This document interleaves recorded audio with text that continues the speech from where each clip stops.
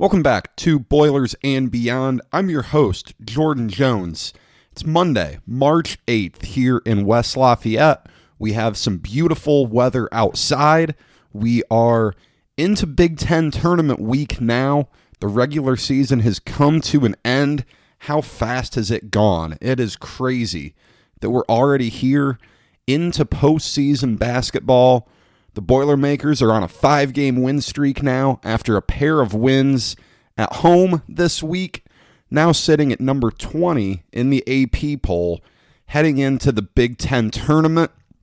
Let's go ahead and break down those 2 wins from last week before we preview what's to come in the conference tournament down at Lucas Oil Stadium.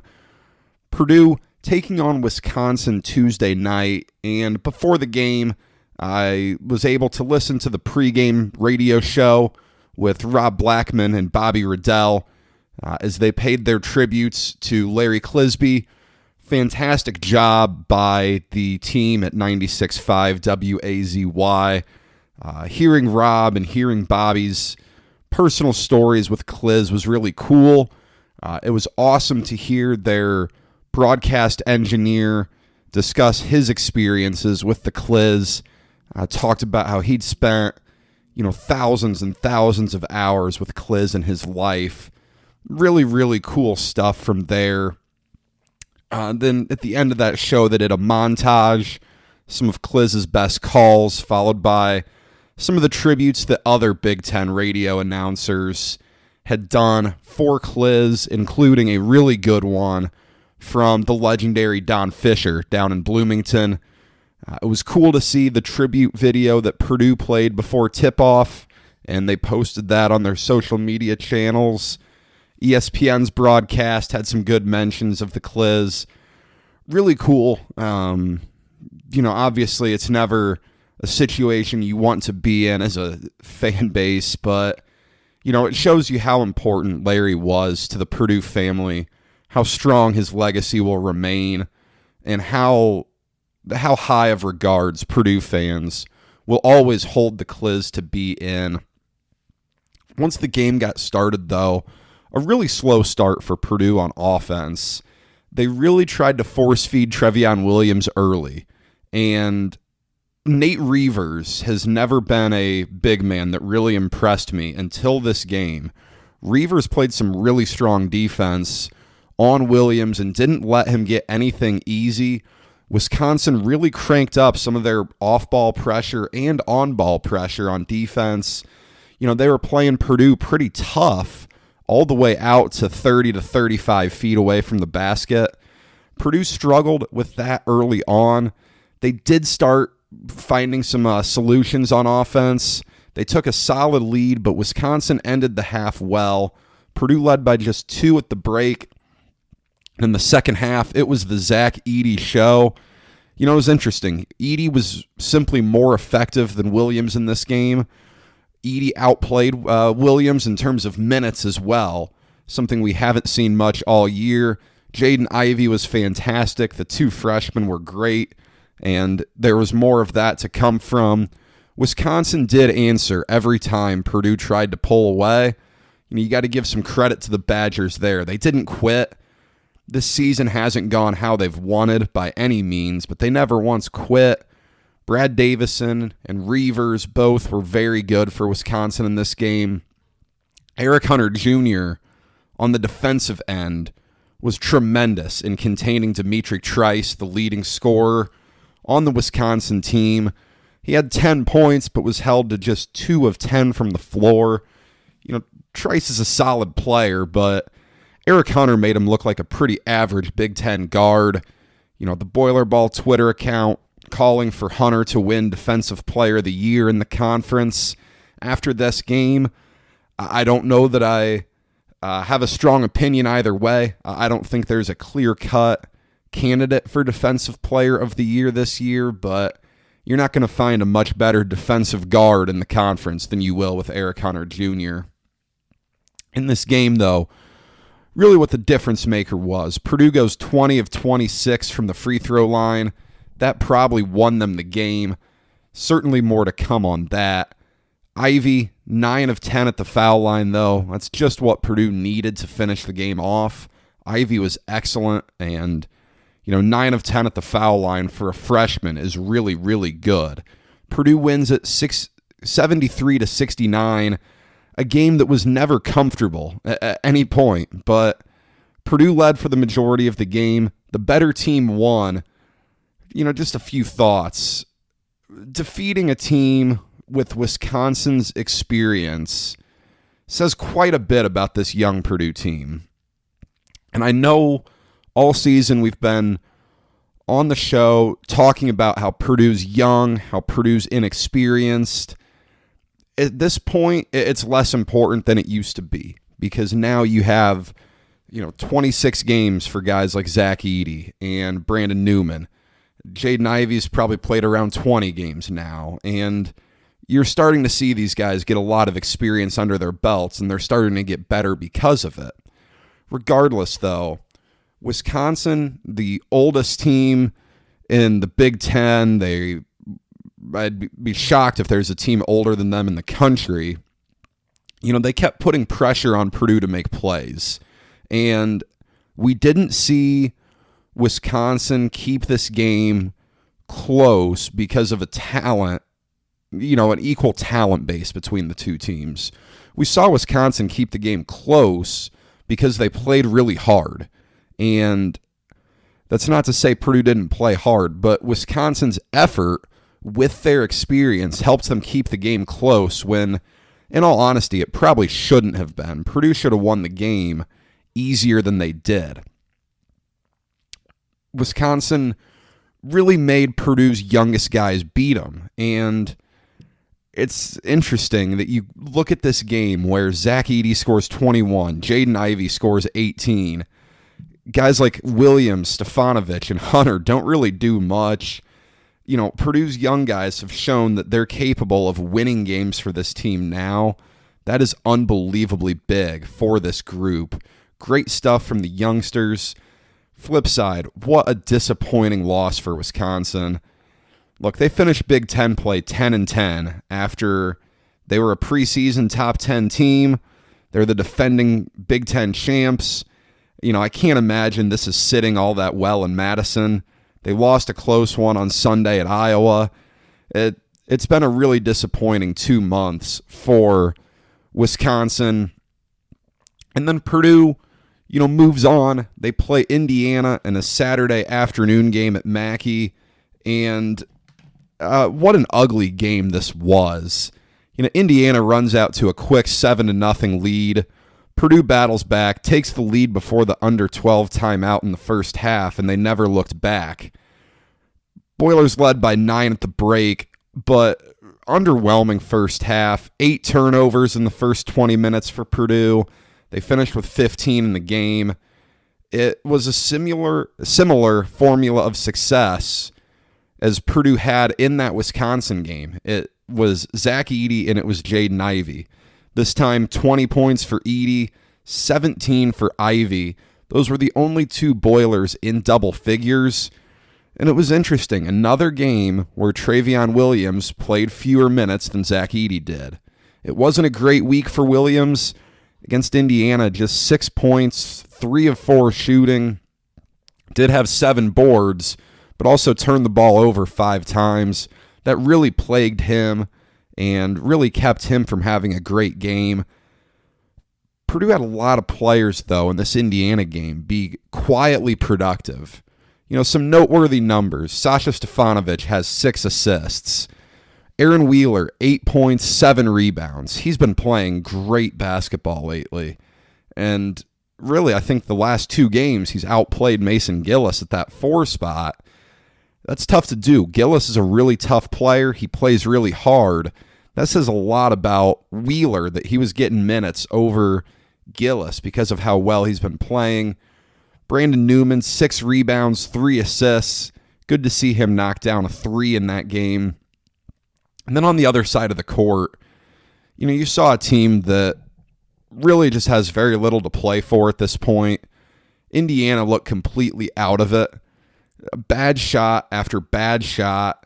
38% from the field, 21% from three for the Hoosiers. Somehow Trace Jackson-Davis only took 9 field goals. Al Durham, Rob Finney, and Jerome Hunter all took more shots than Jackson-Davis did. And you can't give me a logical reason that Jackson-Davis shouldn't be leading Indiana's team in field goal attempts. It just makes no sense. The coaching issues are well established down there. Purdue out-rebounded Indiana 37-24. Now, a good part of that is Purdue being taller. Is IU, of course, not a very big team with Race Thompson at the 4, Jackson-Davis at the 5. But, there's an effort gap there as well. Jackson-Davis only rebounding the ball 5 times isn't close to what you need from him. The one area I do have to give Indiana some credit is the way they played defense on Travion Williams. They were really, really aggressive in double-teaming Williams and making him move away from the basket. He struggled with that heavily. And you can be assured that as we're moving into March, with both the Big Ten tournament coming up this week and, Selection Sunday 6 days from now, that's going to be something that teams notice. Edey was able to get deeper in the post to catch his entry passes. He kind of takes that strategy away from IU. We'll talk some more about Archie Miller at the end of the show, but I have a feeling this may have been his final Purdue-IU game. Just another poor effort. He received a technical foul in this game, though I don't know that that was necessarily the right call. It wasn't a good week for Big Ten officiating. Really, really poor stuff Tuesday night with over 40 foul calls in the Purdue-Wisconsin game. Then a questionable technical on Archie Miller. A very bad ending to the Wisconsin-Iowa game yesterday. Not a good week for Big Ten officiating.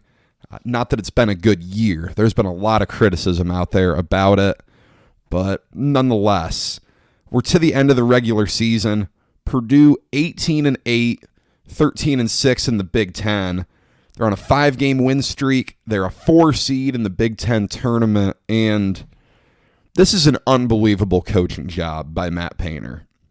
Purdue wasn't supposed to be anywhere near this good, but here they are.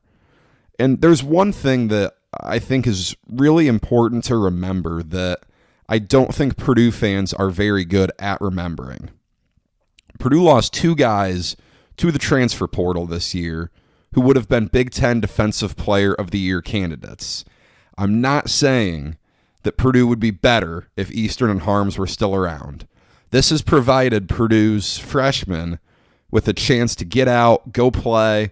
They're really, really good. But, Purdue lost 2 guys who were elite defenders. Nogel Eastern is one of the best perimeter defenders Purdue's ever seen. Matt Harms is one of the better interior defenders Purdue has ever seen. They lost some serious pieces when they lost those 2, and Purdue has probably gotten better because of it. That's really, really hard to do. Credit to Matt Painter for finding a way to get his team ready for that. But also, you really have to credit the young guys for stepping in and being ready to play.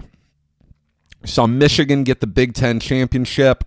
Plenty of controversy around that one with Illinois and their resume versus Michigan's. Illinois 16-4 in the league, Michigan 14-3. I see both sides of that. I understand why Illini fans are upset. Everything with this season is just so bizarre with COVID, and Michigan's 3 games they missed are Northwestern, Penn State, and Indiana. I don't think they'd have lost any of those. I think Michigan would have still won the Big Ten title fair and square, even if they played those 3 games. Illinois has been really good of late, though.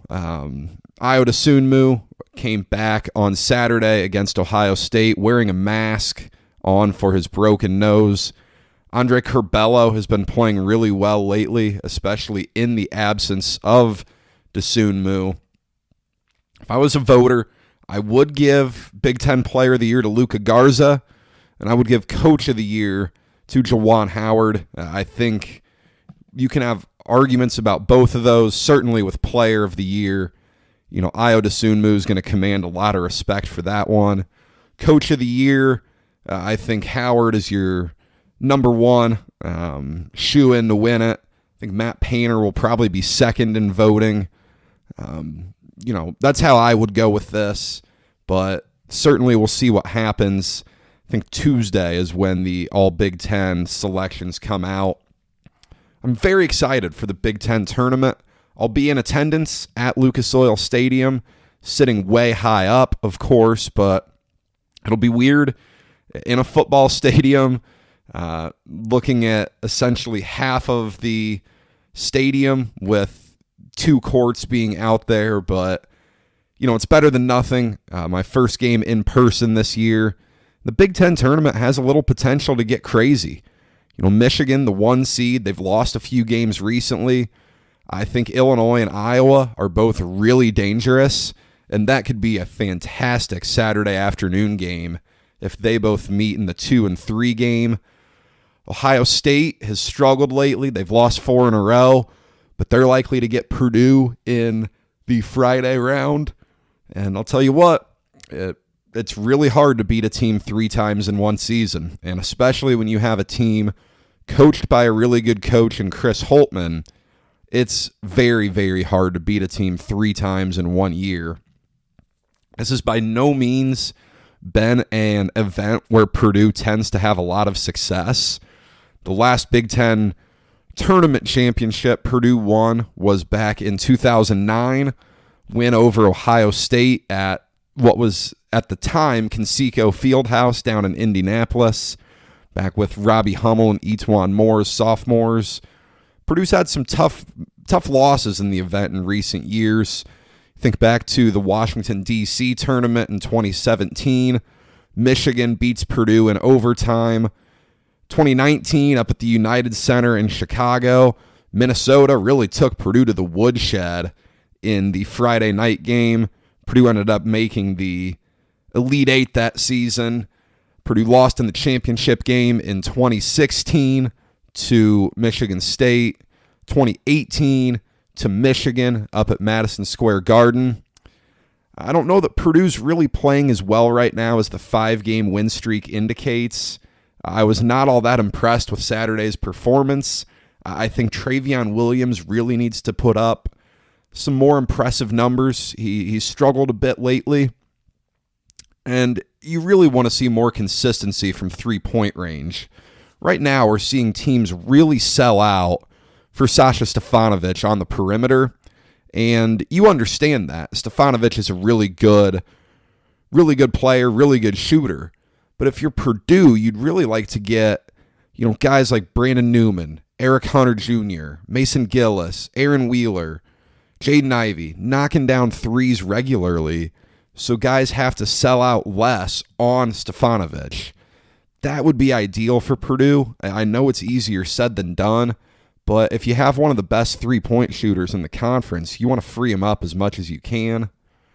I do expect Jaden Ivey and Zach Edey to be named to the league's all-freshman team. I think Travion Williams could potentially get a second or third team all-conference nod. As I said, Juwan Howard is going to win Coach of the Year. Matt Painter deserves that conversation.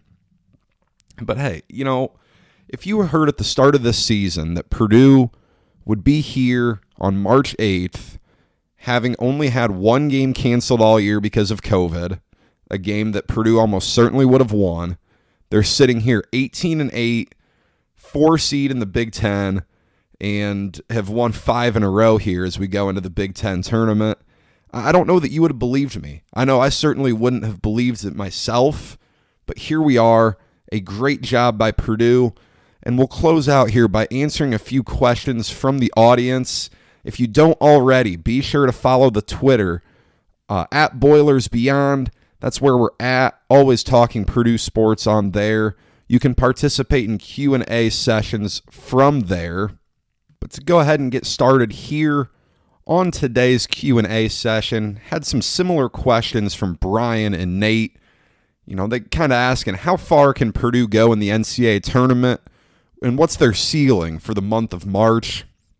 Right now, I think Purdue's in an interesting spot. I'm always looking at the brackets, the projections, Mike DeCourcy from CBS DeCourcy's with Fox. You have Jerry Palm at CBS, Joe Lunardi at ESPN. It depends if Purdue can move from a 4 seed to a 3 seed, or at least especially if they are a 4 seed, if they can stay away from Gonzaga and Baylor.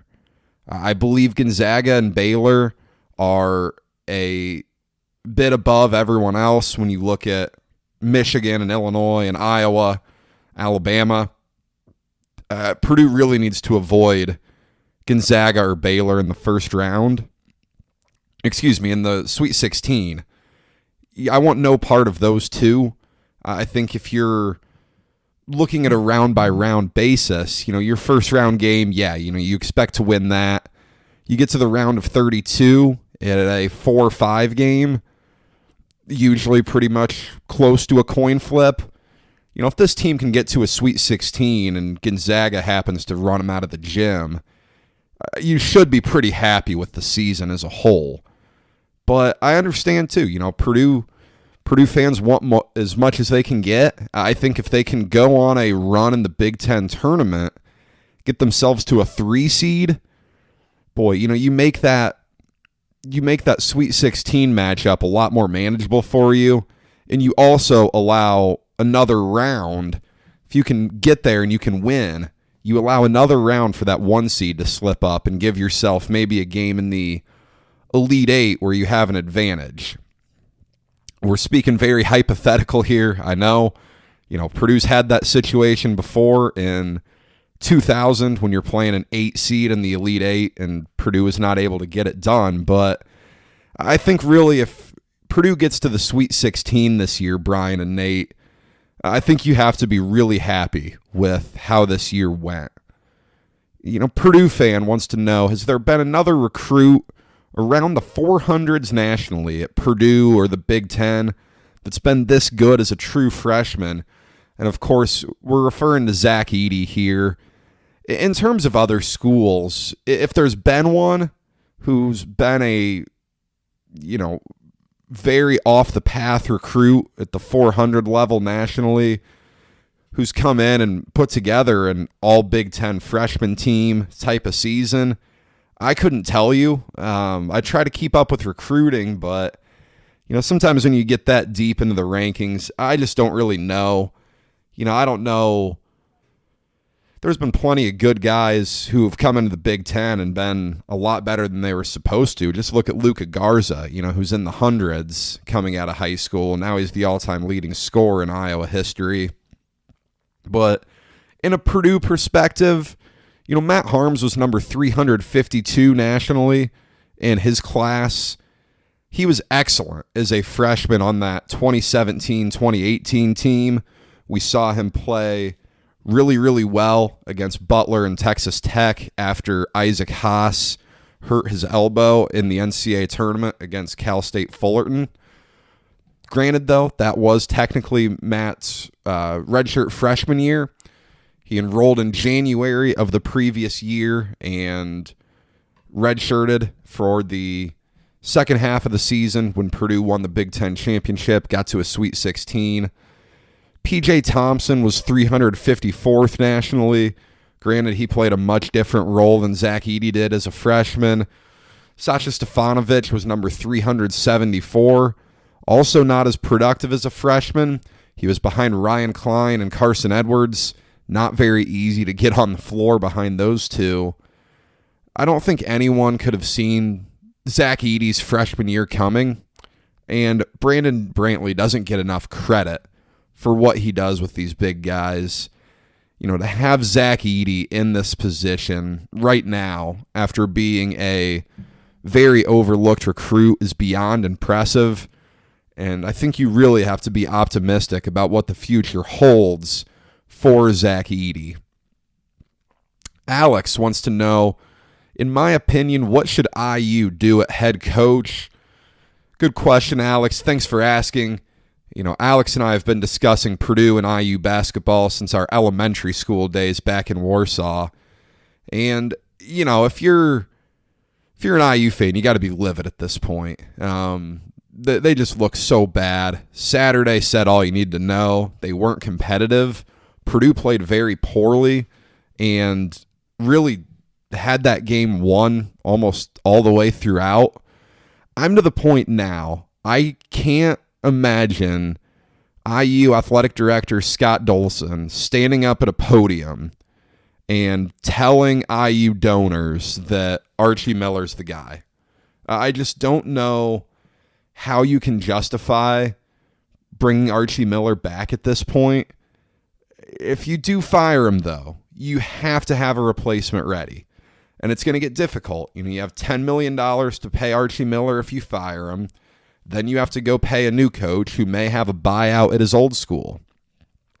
Who is that coach? You can't just fire someone and go on a little wish list, across of college basketball, across the NBA, trying to get a guy, and then you ultimately fall on a choice you don't want. Is that Dane Fife, the current assistant up at Michigan State? Is that Porter Moser, the current head coach at Loyola? It's not. I guess I'd be shocked if it was Brad Stevens. I don't want to say it's not going to be. I'd be shocked if it's Brad Stevens. It's just an interesting time down there. It's so anti what I think any of us would have ever expected when Bob Knight got fired back in 2000, 2001. Just couldn't have seen this coming to the IU program. It's pretty remarkable that they've lost 9 in a row in this series. You think at some point it's going to change, but all signs point towards Purdue being the much better team again next year. Then finally, Boiler in Texas, keeping it on the subject of the in-state rivalry. Who should Purdue look to for a real rivalry? Of course, I would always say pump the brakes on that. Indiana-Purdue is still special. It still means a lot to everyone in Indiana and everyone from Indiana. But, you're right. Right now, Indiana is really struggling. Purdue is doing really well. But if you look at the Big Ten, there's a lot of good programs right around Purdue that are going to give Purdue fits in the coming years. Michigan State's finding their way into the tournament when they have no reason to. Izzo's not going anywhere. They're always going to be competitive. Juwan Howard is really getting things going at Michigan. I don't know why I'm thinking of Juwan Morgan, the former IU big guy. But Juwan Howard and Michigan are in a really good spot. Chris Holtmann is building Ohio State up really well. You have to be impressed with what he's doing, even though they've struggled this year a little bit. Not all that. You have to look at the future of Ohio State and be very impressed. Brad Underwood has been really good rebuilding Illinois over the past 4 years. To say they're relevant again is an understatement. They're looking like a 1 seed right now. He's recruiting Chicago really well. You would think Illinois is going to be pretty good for a while. So, that's 4 teams, right, in a surrounding state even, that are going to be giving Purdue problems for the next few years. Just because Indiana isn't doing it doesn't mean the Big Ten's weakening up any bit. Final question here comes from Brian, asking about the first day of the NCAA tournament and how you handle it from a preparation standpoint.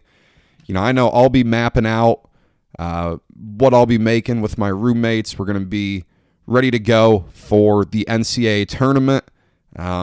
It's the best time of the year. We didn't get it last year. That's what makes it so special this year, is that we went through all of last year without an NCAA tournament, when CBS would just terrorize us by putting on the old games all day back last March and last April, when sports came to a close. And, really our world changed so much last year that it's great to have it back. Brian asked what time you start drinking.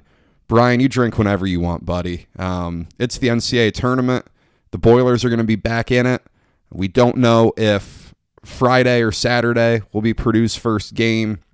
Selection show is obviously, as always, 6 o'clock Eastern on Sunday on CBS. We'll be doing a show next Monday, either next Sunday night or next Monday, to preview Purdue in the NCAA tournament. We'll see how much of the Big Ten tournament we have to talk about. Maybe it's going to be 3 games. Maybe it's going to be 1. That's the beauty to some degree of tournament basketball, is you can't always plan for it. But that's all I have for you today. Thank you for spending time with me. Be sure to follow the show on Twitter at Boilers Beyond. News, in-game analysis. It's coach hiring and firing season. We've already seen that today with Indiana State's Greg Lansing, a guy who, maybe he could come be an assistant at Purdue should Purdue lose one of their highly regarded assistants this year. You never know. A lot's on the board. You'll want to give us a follow on Twitter. We keep you updated on everything. The show's available wherever you get podcasts. Be sure to subscribe. You're not going to want to miss the NCAA tournament preview episode. Whoever Purdue's first round game is, we'll be previewing that, and we'll be previewing the game across from Purdue on the bracket, the potential second round matchups. So it's going to be a great episode. You're not going to want to miss it. It'll be here for you next week. Until then, enjoy all the action of the Big Ten tournament in Indianapolis, and we will be back here next time. Enjoy it. It's March. It's the best time of the year. I can't say that enough. Enjoy this month.